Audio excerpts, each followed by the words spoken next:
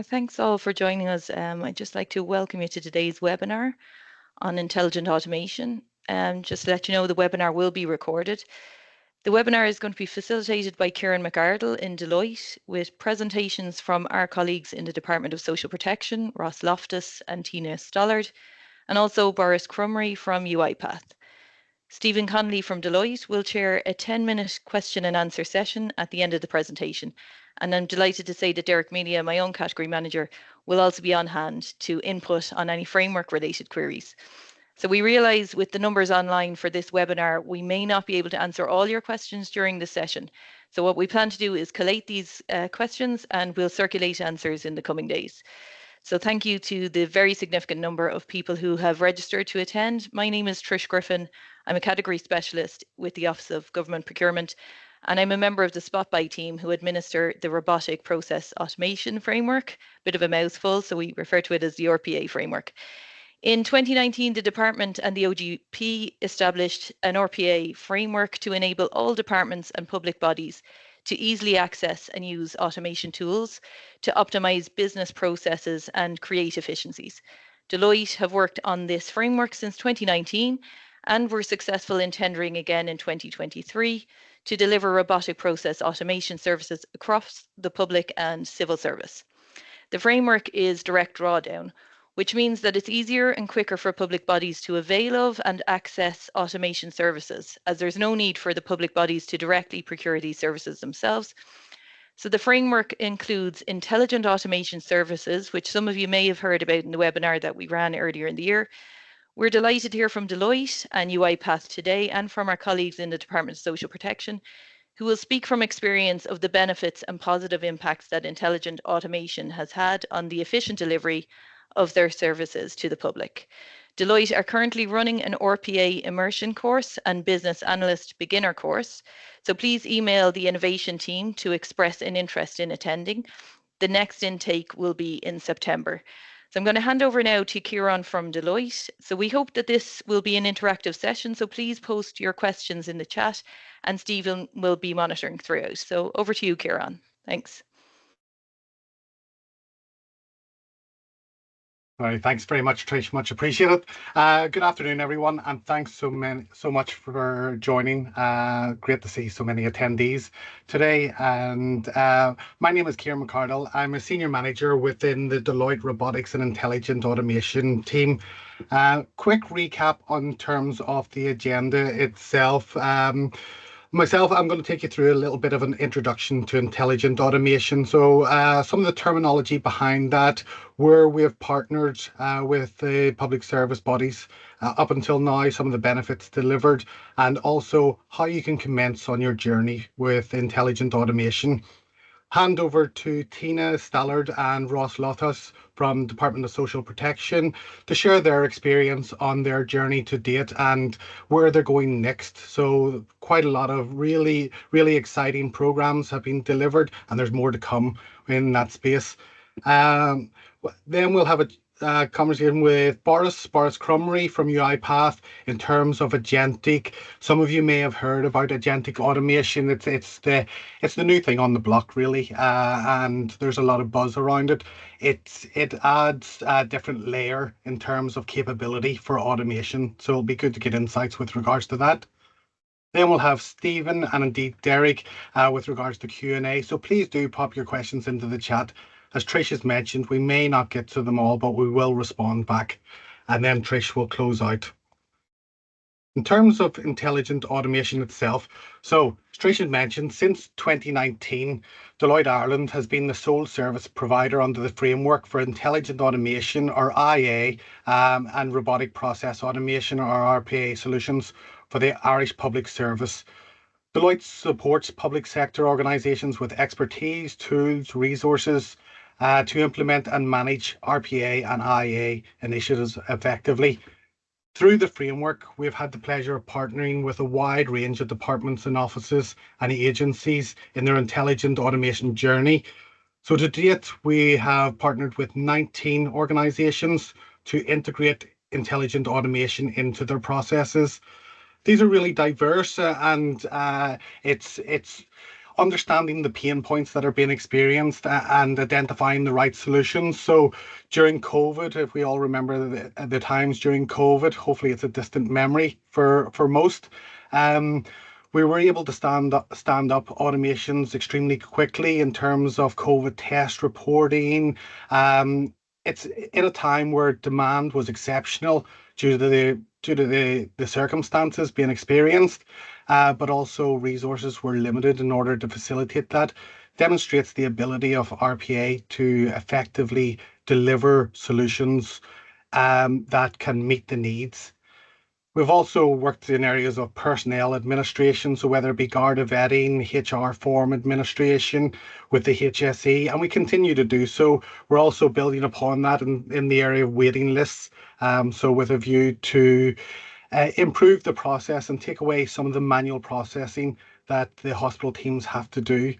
Been involved in pension processes with the Department of Education and with Revenue.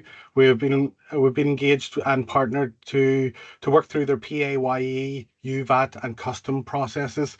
So really varied, lot of experience behind those, and it's an opportunity as we work with other departments to synergize. So where we've experienced, let's say, personnel administration, we've done it in one area, and we know what can be done elsewhere. So it makes the discussions easier. In terms of benefits, we've delivered significant benefits across organizations. Almost 1.2 million hours saved. That's equating to around 150,000 working days, with around 11.5 million transactions processed through automation. So that gives you the scale of what's been done over the last 3 years through the implementation of the framework. And again, there is more to come, and that's increasing day on day. For every euro that's invested in terms of automation, so whether that be services and licensing, typically there's a €3 return on investment, which is huge, 300%. Other benefits that are outside of the time saving and transactions processing, and indeed the euro value, is increased quality and accuracy. So I'll come on to it in a second, but a robot essentially will repeat a process over and over again. So it won't make mistakes as it works through. It's pre-programmed to perform a set of actions. It's also able to manage spikes in demand or peaks in demand. We're able to allocate additional robots to facilitate any increase. So COVID is a perfect example. But there's other times throughout the year in all of our processes where there may be a spike in demand. It also allows for increased capacity to complete the work. Robots, they don't take holidays. They don't take weekends off. So it's a really useful solution as part of the intelligent automation suite that we have at our fingertips to process the more repetitive tasks, but then move into more complex tasks as we go. Also importantly is the framework isn't just to deliver the solutions, it's to increase the fluency and the capability throughout public service bodies. So we've delivered nearly 3,000 attended, civil and public service servants have attended our RPA awareness events, and we've delivered over 600 training hours. Now, they're immersion training, also business analysis training. So they've been really successful in building the fluency across the public service. Moving on to what is intelligent automation. So RPA, you may have heard of RPA before, but it's a software that essentially is pre-programmed to mimic actions performed by humans. So what it does is going into a system and it replicates a process. If you take data entry, for instance, it'll be programmed to follow a structured and defined process that is repeatable. Generally, when we're looking for RPA opportunities, we're looking for something that has high volume, is repeatable, is stable and robust. So that is a perfect candidate for automation, and that will allow for those repetitive tasks to be taken away from our public servants and to free up their time for more complex activities. In terms of intelligent OCR, this is a branch of intelligent automation, and there's others as well. OCR is optical character recognition, and it's a technology used to extract information from handwritten or non-standardized text and documents. Think of taking a picture of a form and running it through intelligent OCR so that that information that's populated within the form can be extracted and then utilized for a purpose, whether that be using an RPA to perform actions within a system, but it's taking that unstructured information and being able to put it into a format that can be utilized. Process mining. Process mining is essentially where we work through a process within a system. There's digital footprints or digital timestamps along the way. So process mining is utilized to map out that process, analyze the process and monitor, and then using that information, we can look to improve the process. So where perhaps we have bottlenecks, we can identify where we can move forward or make adjustments in order to streamline the process. NLP, or natural language processing, it's technology that understands human language. So whereby previous language models may be very structured in terms of how you can interpret information. Natural language processing is more about how we speak every day. Think or how we type in maybe emails or different activities. So think of chatbots is a perfect example of natural language processing. Machine learning is used to take large data sets, and generally it's in order to analyze that data set for the purposes of classification. So it can identify where there is a significant change in terms of the data set, or utilize for future forecasting. So think of demand planning, for instance. The larger the data set, the more effective it will be, but it's based on historical data to inform for future activities. Last but not least, and these are a subset of the intelligent automation, but agentic automation is new. It's an automation process powered by agents. So you can have multiple agents within a process, and they're able to make decisions. We can program them to make decisions and act independently within the process, and then hand off to an agent. So once they've completed their task, they can hand off to another agent to complete a subsequent task. So historically, where we've been looking at RPA, as I mentioned, it's very structured and predefined. Agentic automation can handle the more complex and dynamic processes. In terms of how to begin on your intelligent automation journey, as Trish has mentioned, the framework is in place and can be drawn down directly using the notification deactivate services form, the NASF. So step one on the journey would be to engage with ourselves for a workshop, and we'll hold a workshop where we'll flesh out areas of the business that are an opportunity for an intelligent automation solution. So we'll walk through some of the processes, where's your pain points, and identify, what will work and ultimately where we should start initially. From that, we'll work with you to develop a business case. We'll deep dive into a specific process and develop the business case, and partner at every step of the journey along the way.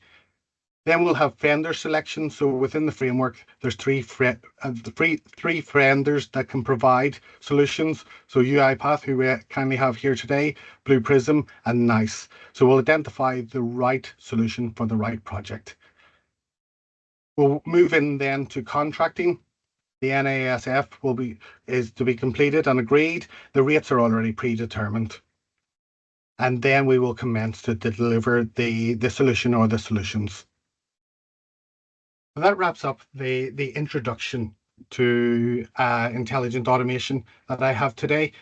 Now I'd like to hand over uh, to Ross and Tina, and who will take you through the activities with regards to the Department of Social Protection.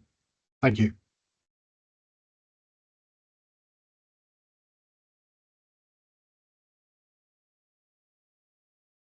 Apologies, I was on mute there. Thank you, Kieran. My name is Tina Stannard, and I work along with my colleague Ross Loftus in the RPA team in the Department of Social Protection. I've been about 1.5 years with this team. Ross has been a good deal longer with the team, and he's going to present some of the later slides in the deck. Just to give you an idea of what we're going to cover just in our brief session, and it is going to be very brief, just to give you a flavour of what RPA does for us. We're just going to look at where we, how did we get to where we are, because we are using RPA and there were some drivers in relation to that. Our journey so far, what automated schemes we have, what benefits we've accrued from using RPA. And then Ross, I'm going to take you through those first few slides, and then Ross is going to give you some examples of a typical path, just show you the range of systems we connect with as we go through an RPA process. And that's really just show you the potential that, there are lots of systems you can connect with, just to show you what we do here. And then he's then going to give you a kind of a spotlight on some of the processes we run here, a bit of a deeper dive than I'll be giving. And then a very brief kind of look at where we go to next then in terms of intelligent automation. So if you want to hop us on there, thanks a million, Kieran. So RPA and DSP, how did we get there? We are within the suite of intelligent automation that Kieran outlined. We're using robotic process automation. And as Kieran said, the framework became available in 2019, and Deloitte became available under that framework at that time. So as a department, we were already starting to look at RPA because we have very high volume schemes in terms of applications for different social welfare schemes, very, very high volume, very much a rules-based scheme with set criteria. So it made sense to look at something like automation. But that looking at RPA as a potential, tool we might use, suddenly got a rapid injection in terms of need when we came to the pandemic. So the pandemic kind of brought us to a place where the consideration of RPA became immediate. It wasn't a case of should we or shouldn't we, it was a case of we have to. We really were in a situation where the pandemic created such a demand for income support, immediate support, that it prompted the development of new income support schemes to support affected citizens, but also significant increases in claims across all of our existing income support schemes. And the primary scheme where we saw a huge surge in applications was on our job seeker claim, job seeker scheme. And that was because if you can imagine the thousands, hundreds of thousands of people who suddenly overnight found themselves out of work, even for a temporary period because of the impact of the pandemic. And that immediately brought our department into a situation where we had to provide support, and it was at unprecedented levels. We were processing in the first couple of weeks of the pandemic, we were processing the equivalent of a year's worth of applications. So the department had to get to grips with that, and that's where RPA came in. So it was introduced initially to help process those job seeker claims, because massive backlog, massive volume of applications coming to us. And it was also to free up staff to process those, but to free up staff as well to work on other priority work, because obviously we had new schemes, we had demand for other supports across the department. The first scheme we introduced on RPA was job seeker claims, and that process introduced because of the pandemic still runs today. That's still our primary scheme, and we still have that RPA process running now in the department. Again, because of the pandemic, there was a particular scheme, people will have heard of it and seen it in the news, the PUP, the Pandemic Unemployment Process, or Pandemic Unemployment Payment Process. And that scheme, again, came into being particularly and specifically to support people during the pandemic.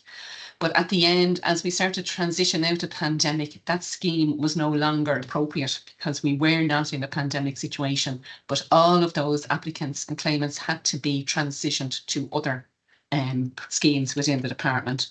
And again, that's where RPA stepped in to help transition them as seamlessly as possible to other appropriate schemes. Because again, you were talking about hundreds of thousands of applications and applicants that needed to be managed across this process. We also helped automate part of the illness benefit application process. It had recently moved to an online situation available through My Welfare. Again, it's a high volume scheme. It's one of our other key schemes in the department. And during COVID, there was an additional element to that, and that there were enhanced payments made under the illness benefit scheme. So again, we needed support with that. So that was 2020, 2021. Very much RPA was emergency response. But it became very much part of our ongoing business. It allowed us to process huge volumes at the time, but it also allowed us to see the potential of RPA and where we might go with that. And since then, while it came in as an emergency response and it did transform services for our customers, it became evident very quickly that actually it had potential to do that on an ongoing basis. We don't need to be in an emergency situation to use something like RPA. So since 2020, we've collaborated with various business areas across the department, and we've implemented multiple RPA processes to support schemes. And we're just short of 2.5 million transactions at this stage. It says 2,347,000 there. I think as of last week, we were up into 2,400,000 and something thousand. So we're not short of the 2.5 million now, which really, when you think what Kieran was saying, across 18 government bodies or departments who've engaged since the beginning of the framework, there've been about 11.5 million transactions supported. So I don't think it's any mean feat that really that 2.5 million of those are in Department of Social Protection. It shows you the impact it's had and the kind of footprint that RPA has really in the department now in terms of what it supports. It supports a number of schemes. We've gone into a number of areas. They're just divided out here by kind of category or business area. Our national processing team are responsible for processing all of the job seeker claims that come into the department, and that's our key scheme. It's one of our key payment support systems that we still have. And we've done various things there. We've helped in registering claims. We've helped in terms of payments, in terms of incorrect task types where something gets routed to the wrong area, and we can help reroute that. We had particular processes that through the pandemic, again, job seekers, registered job seekers verified, PUPs transition, community employment. These are retired processes now. So again, RPA came in at point in time, helped us deal with high volume situations, but then allowed us transition on back into other schemes and other processes in the department. But that is still, the whole job seeker area is still the key area that we're working in at the moment. Illness benefits, again, we help with issuing general correspondence. We do recovery of benefits and assistance. And we supported, again, during the pandemic, supported enhanced illness benefit payments. Again, a retired process at this stage. We have our community welfare service where we help process exceptional needs payments and daily expense allowance and additional needs payments. We have our contracted public employment services. So as a department, we contract with external bodies to deliver some of our activation services. Activation services are to support unemployed people moving back into the workforce. And using RPA, we've been able to support the reconciliation between the services that are delivered by those external agencies and the department in terms of the records for those transactions and in terms of just monitoring what's happening, because it helps us in terms of the payments to those agencies to ensure that we're tracking the actual activation processes that they work through with individuals. We have our back to school clothing and footwear allowance scheme, which is actually live at the moment. It's seasonal, and Ross is going to go into more detail on that one in a minute. But it's a seasonal scheme. It runs from June to September each year, and it's for families and individuals to apply for support with for the cost of children going back to school. So it's high volume and runs for a short period of time, and we get great value out of it. And we've got variations on it. So I suppose it's important to mention as well that you can have a particular business process you're supporting, but you might have more than one OPA process, so you can have a variation on a theme. So here we support single parents. The OPA process supports single parents who are applying, spouses, married couples who are applying, but also supports self-employed people. So it can do match different criteria for different classes of applications as well. We've other business areas we're have worked with or we are working in at the moment. Again, with the situation with Ukraine arising in February 2024, the department again was thrown into an immediate situation of having to provide support along with a lot of other government departments and agencies. And one of the areas where we were asked to support was to help provide support for individuals who are providing accommodation for Ukrainian refugees. And the accommodation recognition payment scheme was introduced at the time. So again, OPA was able to step in. There was no existing scheme or process there. So OPA was able to step in and work with other teams in the department to put together a front end of a form where people could apply, and RPA stepping in and taking all of those applications then and processing them through to our payment systems. We've worked with our accounts branch in terms of collating overpayment information.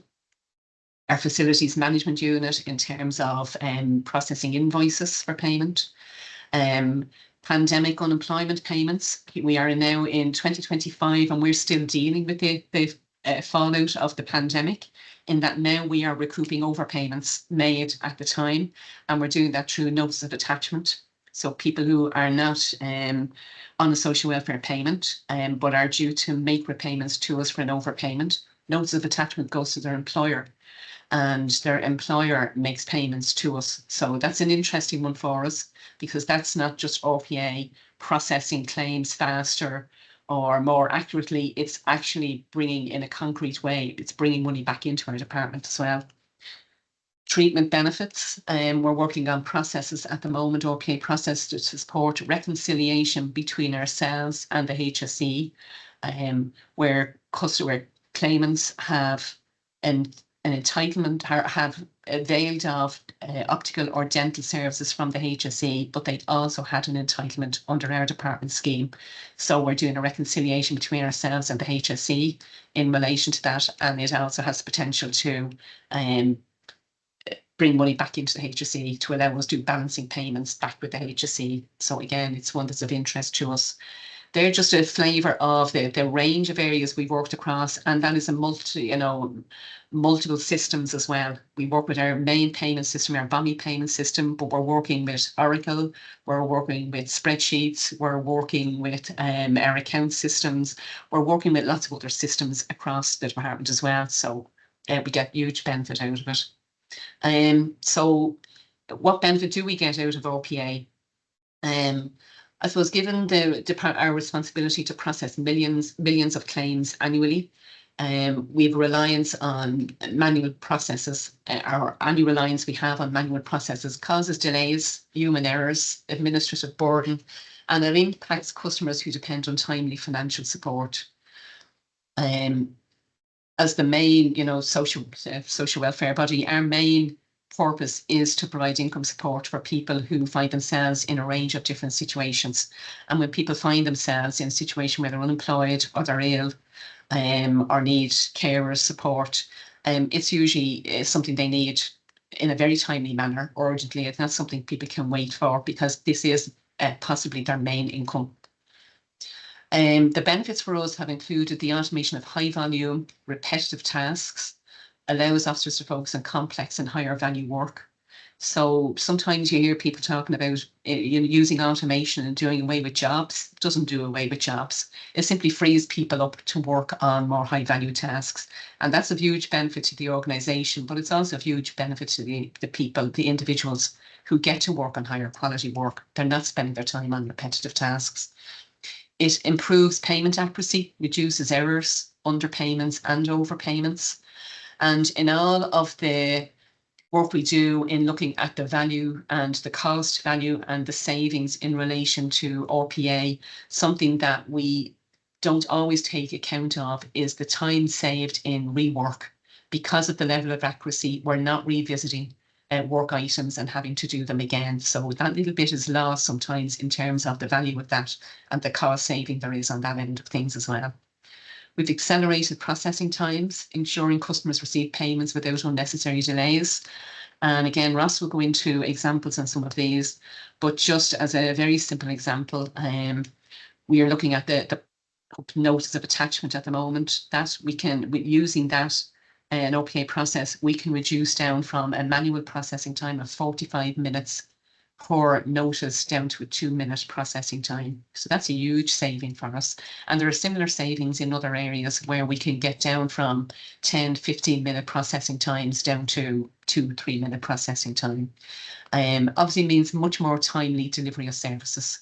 And not only in terms of it going from, 15 minutes down to 2 minutes, but in cases it's going down from something arriving and being processed on the day, where when it waited for a manual process, I had to wait for an officer to pick it up, and it may have taken, a number of days or a number of weeks for it to actually feed through in that process. So it's not just the processing on the item at the time, it's how quickly the item gets into a processing queue as well and gets through that queue. We've enhanced data security and compliance with GDPR and governance frameworks, because there's in terms of data loss, it's much more secure in terms of accuracy, in terms of ensuring the right claim, the right person, the right data is matched all the time. It's much safer, much more secure. We've reduced operational costs, optimizing resources for social welfare schemes and services, and ultimately benefiting the customer. We've enhanced workflow efficiencies by reducing processing backlogs and allowing the department to respond swiftly to changes in demand. And something Kieran mentioned is being able to scale up and scale down when needed. When we have peaks, we can scale up. The bots can be reassigned very quickly, very, very quickly, like within minutes. You can reassign the bots to work on a different task because we've had a surge. You can add more capacity by adding more bots to your overall service if needed to also help. But you've great flexibility, and it allows great flexibility, and it allows you to deal with that surge up and down demand and ensure that you're balancing across all of your schemes that you're processing. There's a reduction in administrative burden, and that allows officers to focus on more customer engagement and complex decision making rather than repetitive rule-based tasks, and that in turn provides less mundane and better quality work for staff. I think the real proof of the value to our department is in when you see the number of transactions. 2.5 million transactions is no small feat at all. And if you think of what it would take for us to process that with individuals, and the time savings we have on those are huge. It's a huge benefit to us. I'm going to hand over to Ross, and Ross is going to just take you through what a typical process looks like, and that's only to show you the number of touch points there can be. You can have more, but it just shows the flexibility and how it can work. And then he's going to take you through a spotlight on some of the actual processes. Thank you. Thanks, Tina. Yeah, my name is Ross Loftus. I'm the RPA team lead in DSP. I'm in the RPA team since the end of 2020, probably a few months after it started. And I'm in the team lead spot then since 4 years ago, June 2021. So seeing your screen there, we'll have a quick run through of kind of registration paths for our process. This also serves to kind of show the different applications that we interact with, or the bots interact with. So it'll be a mix of our own internal systems and obviously public facing there in My Welfare, and some proprietary and some Microsoft products. And of course, the one that isn't there is UiPath, that the orchestrator and that runs it all. So typical, we would say, just in the case of job seekers, it'd be probably the easiest one to use here. So the customer extra application on My Welfare, that comes through as a customer request stored in the database. So the following morning, so we do 6 mornings for job seekers, and we do Sunday night as well, so they're run and ready for Monday morning as well for officers to work on. So we retrieve the cases then using a store procedure from the database. The bot then goes into our internal case working system there, that's BOMI. That's where the claim is set up. So we bring that right up to the point of awarding. that has been finally signed off on by the deciding officer. So they're all queued up for the officers then to work on.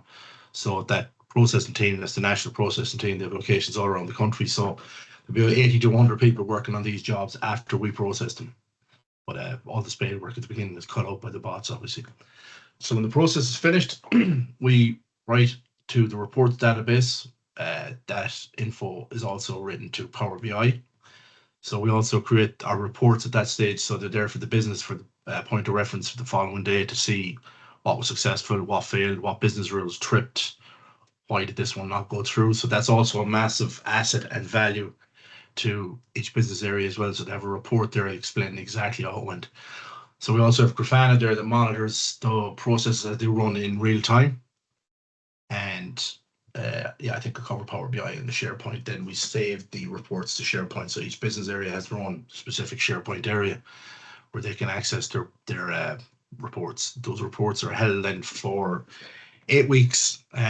So we'll never have a report there over 8 weeks old. So if they need anything after that, we have to go query the database. But it's just kind of cover everything GDPR wise, make sure there's nothing there with sensitive data held over that length of time. So that's a kind of a standard run through. If you can move on to the next one there, Karen, please.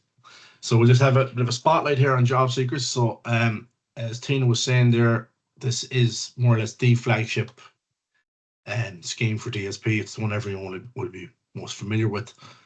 So since it started in 2020, we've done over 1.3 million processes or claims to date. So we're up on 7.5 million worth calculated in what we saved in full-time equivalents, and processing time has halved.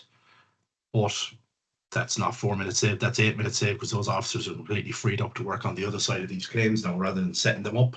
They work on deciding them, or if there's any queries about them, or on the phones or whatever. So they're moved on to more engaging work, as Tina had said previously.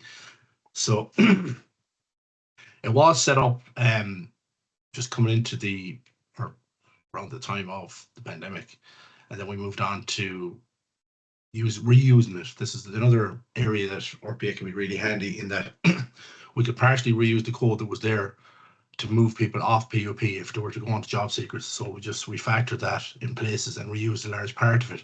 So we could duplicate 3 or 4 different scheme areas specifically for those coming off PUP. So that was a great help there as well.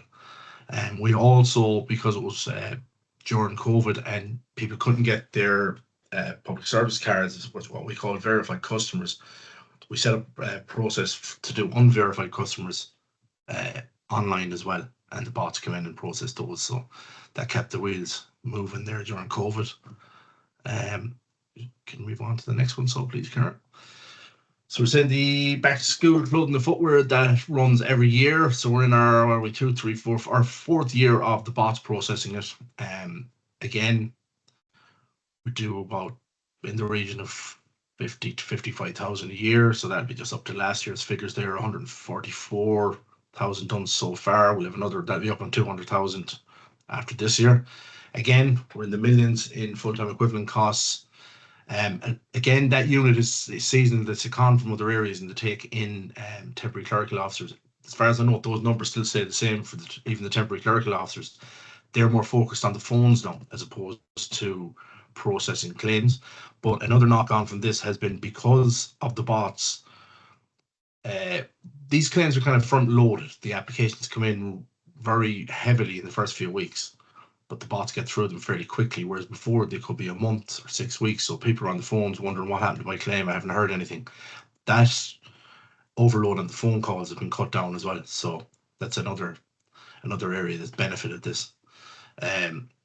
So the automation in this one goes, it does a few interesting things. It looks up earnings, does a means assessment, then it checks that it meets the qualifying criteria. And in this case, this isn't like job seekers. If it meets all the qualifying criteria, the bot will go ahead and award the claim and put it into payment. So this is a massive assistance to the back to school scheme area. They've structured their whole kind of MO around this in that particular areas. Particular officers have different niche areas to look into. We'll say if a case fails on means, Mary looks after that. If a case fails on an unqualified child, Tom looks after that. So it's structured around it. It's a massive benefit to them. They're delighted with the way it's worked out for them. So we'll move on to the next one there, please, Karen. So this one is new ground for us. We always like to break new ground, and we're working with a lot of the same systems over a few years, and then we had done some other internal or work with internal legacy systems, just done a few proof of concepts there, so we know we can work on those. We'll be getting back to them at some stage. But this one is different in that our other processes, as I said, kind of pull our jobs from the database.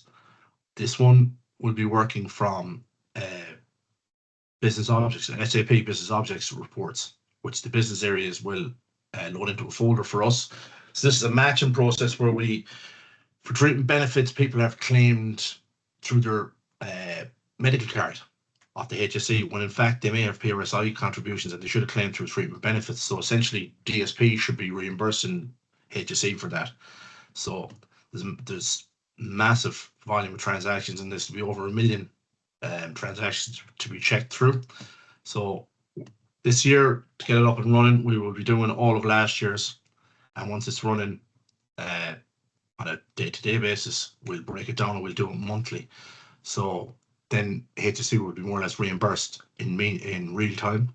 So the bots will take the info from the business objects reports and from the reports we receive from the HSE, match them up and determine if money is owed on this, how much it is, and total, and under each scheme heading, go back and report to accounts here to allow them to reimburse the HSE.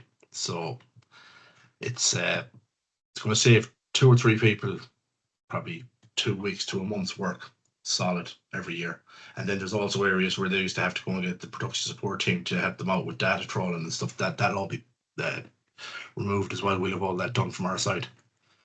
So I think, yeah, we're to next. So we need to continue.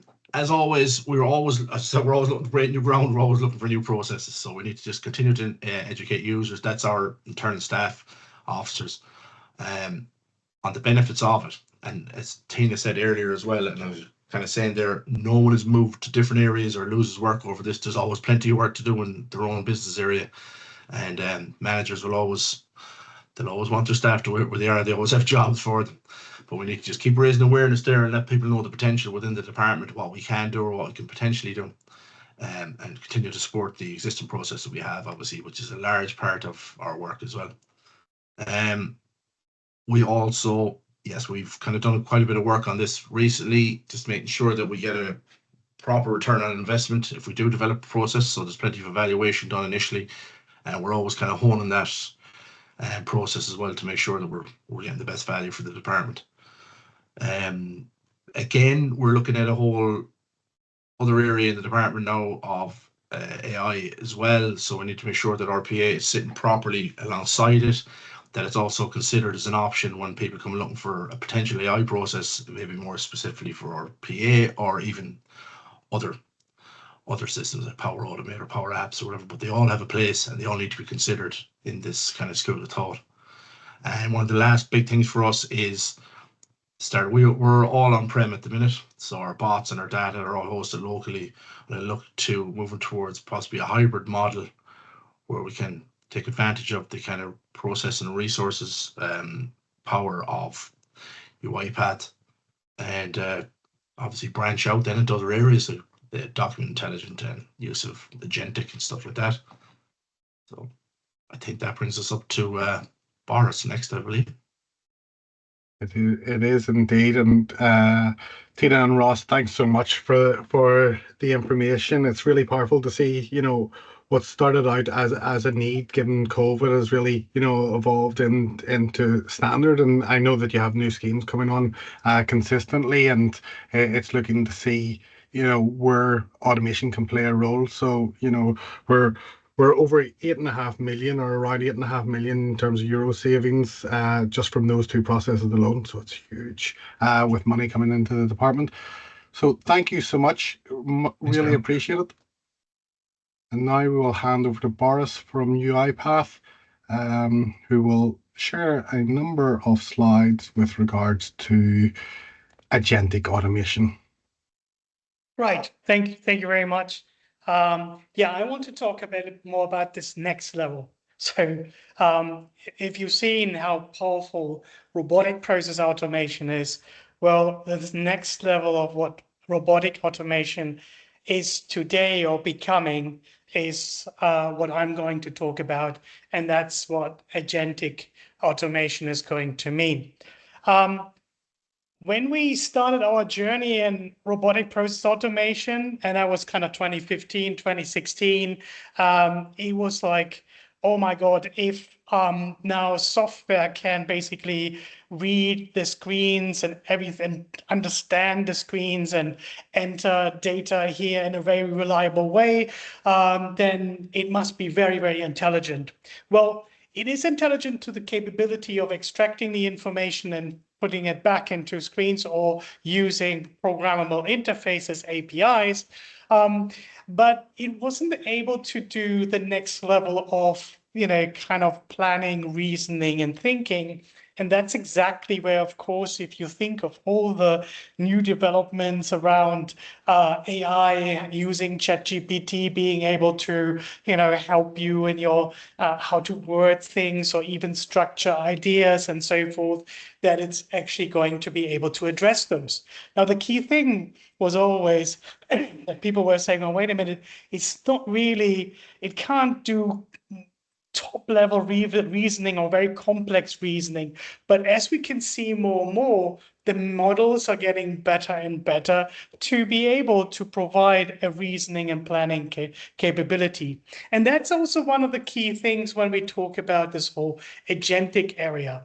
What does it actually mean? What does agents mean? Agents mean they kind of have a level of autonomy in the sense of being able to obtain a goal, an objective, and being able to then plan the actions or activities it needs to do in order to fulfill the goal. Now, and here's the key thing. An agent will not be able to fulfill the goal if it doesn't have the right tools to be able to retrieve the information that they need in order to fulfill the goal, or to update certain system information, or to be able to kind of use some particular kind of access method or whatsoever.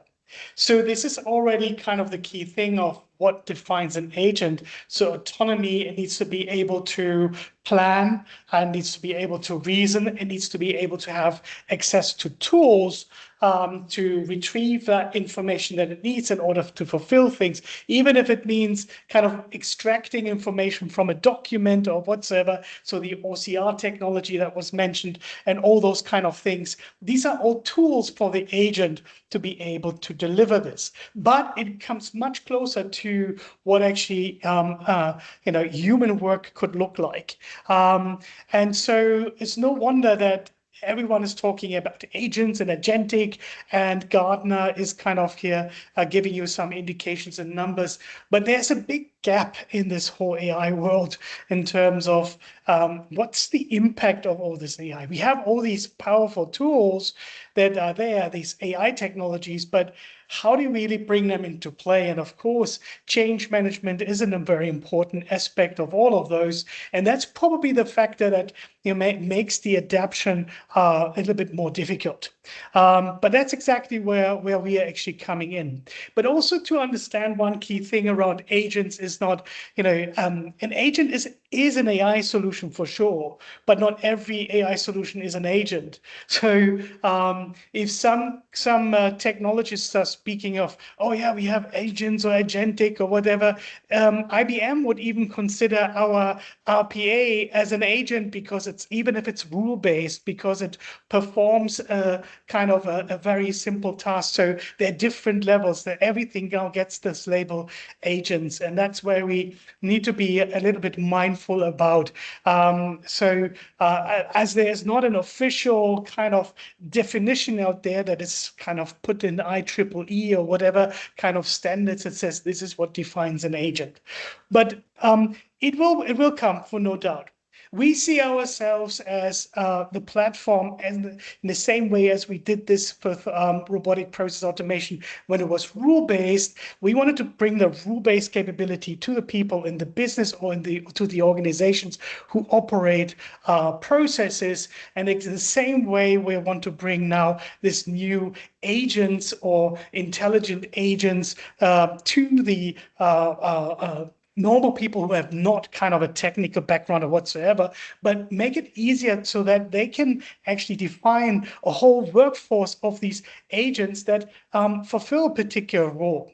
And that's exactly where we are starting off with. So when you think of the power that was just explained from Ross and Tina about the capability of what you could deliver with RPA, which was rule-based, and then extended into intelligent automation, meaning it has some machine learning, specific machine learning or special machine learning model maybe incorporated. So if you understand documents, extract information, then that's where the intelligent part is. That's already then intelligent automation. But we're now kind of bringing it to the next level. And when you think about the scope of work a person does, then intelligent automation can really take out slices of that, but it can't take the entire kind of work and kind of cluster them into real functions you would even give a person to perform. And that's what's new in this whole agentic automation perspective. So we speak of agentic automation because our focus is the AI in combination with automation and what you can do in terms of automation. And other terms you may find is like talking about agentic AI. So AI people only see everything in AI and then they forget about the action. The action is just AI is driving this, but it's not. It's you always need automation in order to give your AI in whatsoever form legs. Anyway, so this is kind of now a totally new picture. And that means that as an end user, you'll be able to now give an objective and the agent will figure out itself which information to get and how to get it and so forth. Now, rightly, you will say, especially in our area, you just can't access certain area as a certain data. That data is highly protected and it should be so. But that's where now the power of RPA comes in, that if you have these RPAs that are already operating in a protected way, these agents could use that information in order to fulfill a whole more complex tasks. And that's exactly where we're going with this agentic automation. But it's not stopping there just by kind of, okay, now I just need to review and approve what the agents are preparing for me. It's also to learn how to use it, how to build it. So if you get a task, you've got to run a big campaign or whatsoever with, with different tasks where you usually would kind of employ temps for, then you have now the option to actually define agents for this. So for us, it's a natural progression from RPA, from the rule-based becoming more and more capable to do kind of reasoning and planning. So when to understand agents, it's really, you take a role. So this is also a different approach. Before we just looked at the process, now we can look at the role. And we can say, okay, let's split this into action, or the limbs are basically the active action part, and the thinking part is our kind of AI capability, our Gen AI. And then you assign that in a sense of, okay, all my RPAs and APIs can now be tools that can feed into the AI part, where I describe in natural language, just like act as this and this person with this particular role. Use these are the activities I want you to perform. And here are all the instructions that you need to do. So I can upload it, I can give it memory, I can tell this is the knowledge that you need to apply. And so it's able to make, to understand the context, and you're basically training the AI with the particular information to understand how your processes and your operations works in order to fulfill these. And you can even provide further instructions about how the output looks like. Now that's in a nutshell the high level principle of what you can do and how you define agents. And you can have other agents talking to agents amongst each other. So you could have a special agent that does a certain research. You can have another agent that performs a kind of a full analyst. And then you can kind of bring that together to an agent who then, summarizes the whole results or makes a final suggestion for what to decide. So all that is possible. The big difference in UiPath is that, yes, our agents, we have all the similar things like understanding tools. You give them in natural language instructions. They have memory. You can upload them with all the instructions and details about the particular job they need to perform.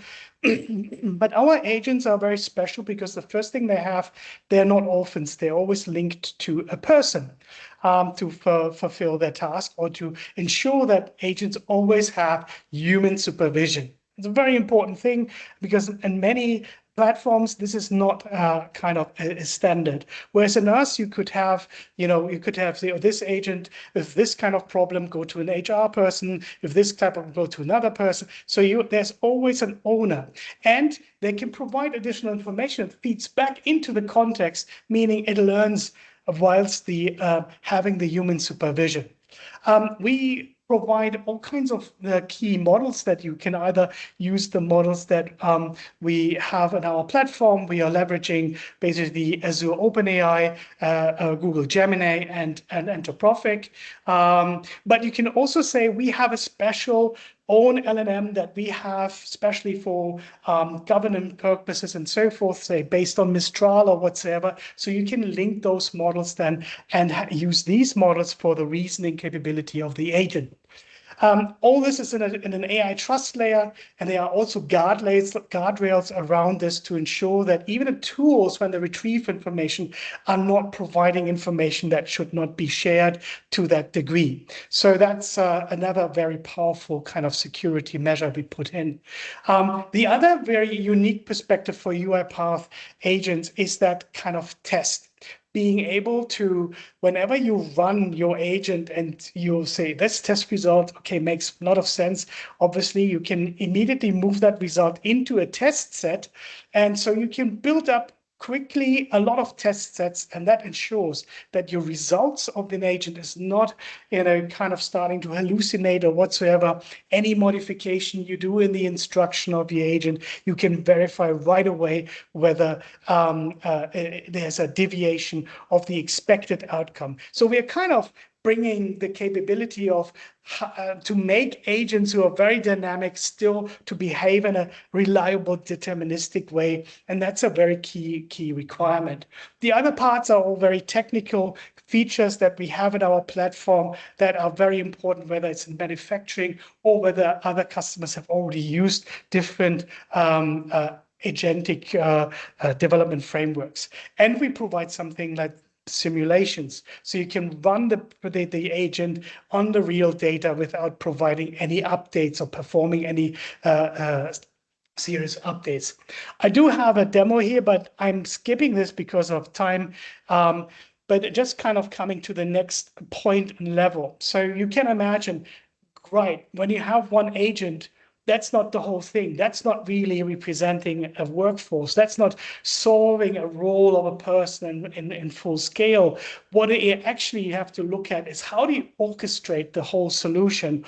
And this is where we come in with our agentic orchestration. So that's a product where in a BPMN flowchart model, you can run kind of the entire end-to-end complex process. You can see where the process is. You can basically pick up the process if the process is stuck. So every case is captured as an instance.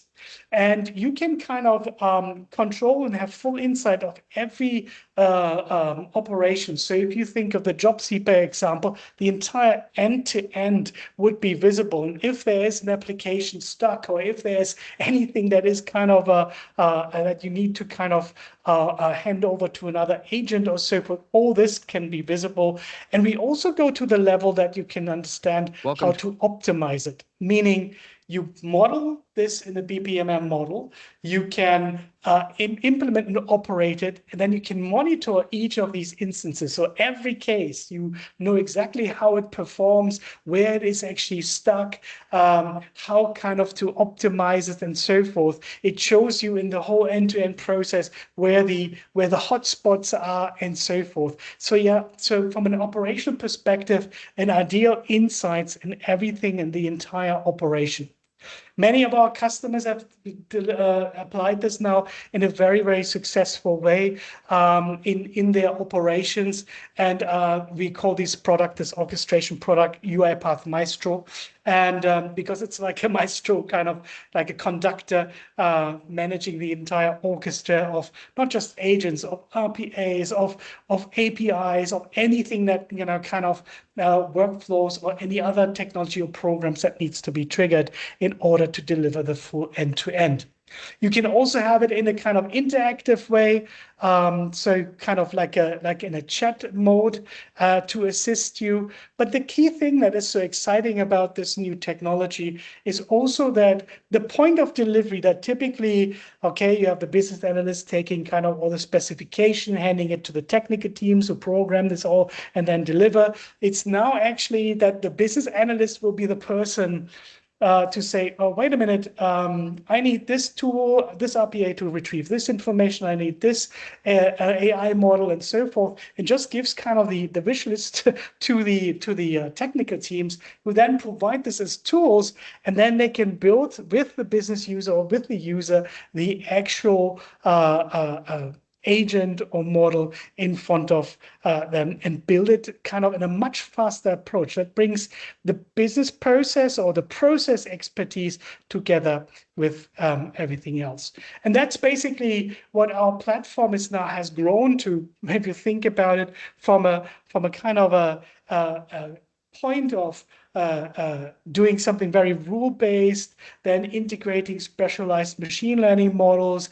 Now we are really kind of orchestrating a whole complex end-to-end network of agents, of people tasks, of other workflows and other technologies, all integrating that and having the full control over this entire end-to-end orchestration makes a big significant difference, and that's exactly where we are. So Gartner has already seen us as one of the platforms that is kind of way ahead in terms of addressing also the whole governance and control aspect, and that's exactly where our platform is positioned. So when it comes to operational efficiency, to accuracy, when it comes to kind of how to scale and adapt it, make it, for the employees to learn and use it and apply it without being the technical expert or wizard, that's exactly where the UiPath platform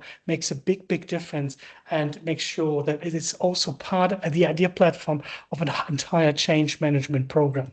So with that, I'm handing back to the team.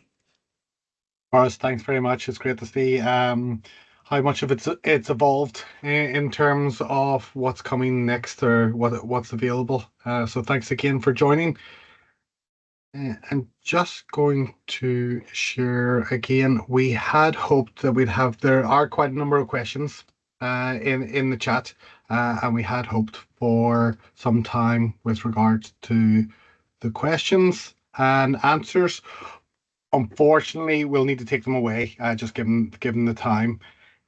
What I would say is to begin your automation journey. So if you're not on your intelligent automation journey, feel free to reach out. The questions and answers will be circulated along with a copy of the pack, including the contact details for ourselves. So reach out to Emily, Kevin, myself, Stephen, who unfortunately you didn't get to meet, but is busy answering the questions for circulation.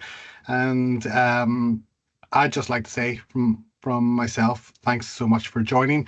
I'll hand over to Trish now, just with a few points to close out. Thanks so much, Kieran. So first off, I'd like to thank you all for your participation in today's event. We're delighted with the numbers in attendance, over 500, and we hope you've all found it useful and inspiring, and most of all, applicable to the digitalization processes within your own department. which will drive efficiencies and benefits for the public. In particular, I'd like to thank our presenters, Kieran McArdle from Deloitte, our colleagues in the Department of Social Protection, Ross Loftus and Tina Stallard, for sharing your own experience with the RPA framework, Boris Crummy from UiPath, Stephen Connolly for managing the Q&A, and a huge thanks from all of us to Angela Fitzpatrick in PER for organising and hosting the event. The RPA framework can be accessed through the OGP buyer zone and drawn down using a notification to activate services form and NASF. Please contact the OGP service desk for any queries on how to do so. The next immersion training with Deloitte is in September, so please contact the innovation team in PER for more details. Angela and I are looking forward to a surge in queries and drawdowns, so please don't hesitate to get in touch in the coming days, and thanks to you all. Just wonder if Angela has something to say there. Yep, thanks Trish. So my name is Angela, I work in the Public Service Transformation Unit here in the department. I suppose on behalf of ourselves here in the department, I would very much like to thank you all for joining today. We're absolutely delighted with such large numbers in attendance and the interest that has been shown in this event and always in the network itself. The examples provided today show real transformation in service delivery and the meaningful change that the projects provide for organisations, for staff, and most importantly for people out there availing of services, all of which is very much aligned with Better Public Services, the overarching strategy for transformation in government services. As many of you online today will know, ourselves here, we manage the network. So I'd very much like to promote the network. If you're currently not a member and would like to join, you can join online through the gov.ie page. There is a link there under the Better Public Services Networks, or also you can email us at innovation@per.gov.ie. Behind the scenes, we're working away on future events and doing our best to strengthen the network and to make it something that you're all interested in continuing to be a member of. And we're very much interested in hearing your suggestions and comments. And so again, I'll not keep you too long. I just want to say thank you very much. We hope to have a recording after this, so if anybody missed it, we will share it. We will, as Kieran said, respond to the Q&A and do our best to get back to everybody else. So once again, thank you very much, and we look forward to connecting with you again in the future.